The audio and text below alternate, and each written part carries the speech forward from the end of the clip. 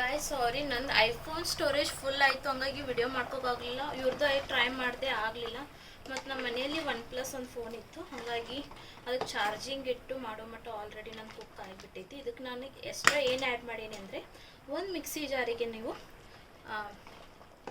Mixie ಜಾರಿಗೆ ಪುದೀನ, ಕೊತ್ತಂಬರಿ ಮತ್ತು ಅಲ್ಲ ಬೆಳ್ಳುಳ್ಳಿ ಪೇಸ್ಟ್ ಇರಲಿಲ್ಲ ಅಂದರೆ ನೀವು ಅಲ್ಲ ಇದ್ದರೆ ಮತ್ತು ಬೆಳ್ಳುಳ್ಳಿ ಇದ್ದರೆ ಅದನ್ನು ಆ್ಯಡ್ ಮಾಡ್ಕೊಂಡು ಮಿಕ್ಸಿ ಮಾಡ್ಕೊಂಡ್ಬಿಡ್ರಿ. ಅದಕ್ಕೆ ಮಿಕ್ಸ್ ಮಾಡಿರಿ. ಮಿಕ್ಸ್ ಆದಮೇಲೆ ಚೆನ್ನಾಗಿ ಚಿಕನ್ಗೆ ಆ್ಯಡ್ ಆಗಬೇಕು. ಆ್ಯಡ್ ಆದ ಕೂಡೇನ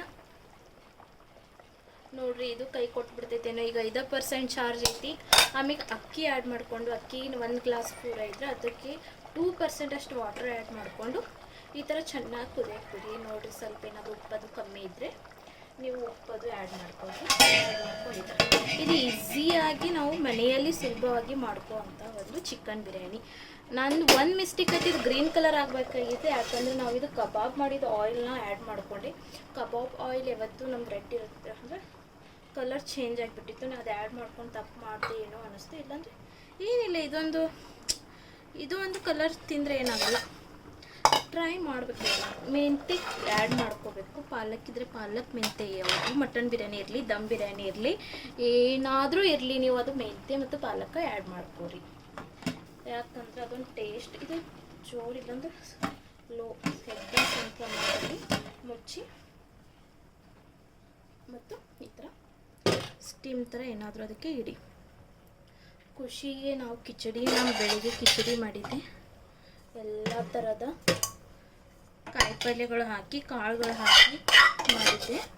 ತಿಂದಿದ್ದು ನೋಡೋಣ. ಚಿಕನ್ ಬಿರಿಯಾನಿ ತಿಂದರೆ ಚಿಕನ್ ಬಿರಿಯಾನಿ ತಿಂದರೆ, ಇಲ್ಲಾಂದರೆ ಅವಳಿಗೆ.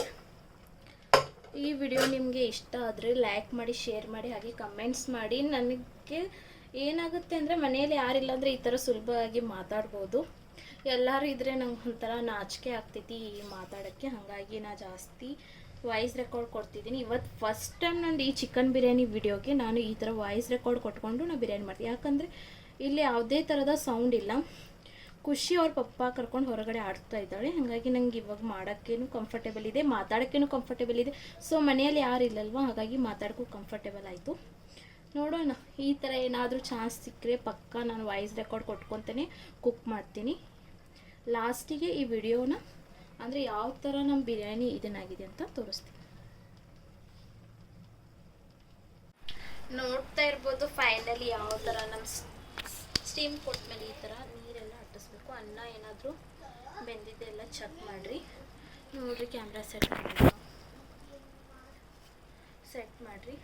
ಯಾವಾಗೂ ನೀವು ಈ ಥರ ಕುಲ್ಲಾ ರೈಸ್ ಮಾಡ್ತಾಯಿದ್ರೆ ಈ ಥರ ಪದೇ ಪದೇ ನೀವು ರೈಸ್ನ ಕೆಳಗೆ ಮೇಲೆ ಮಾಡ್ಕೊತ ಇರಿ.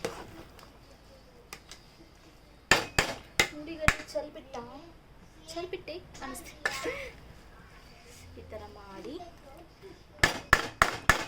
ಅನ್ನ ತುಂಬಾ ಸ್ಮೂತಾಗಿ ಬಂದೈತಿ.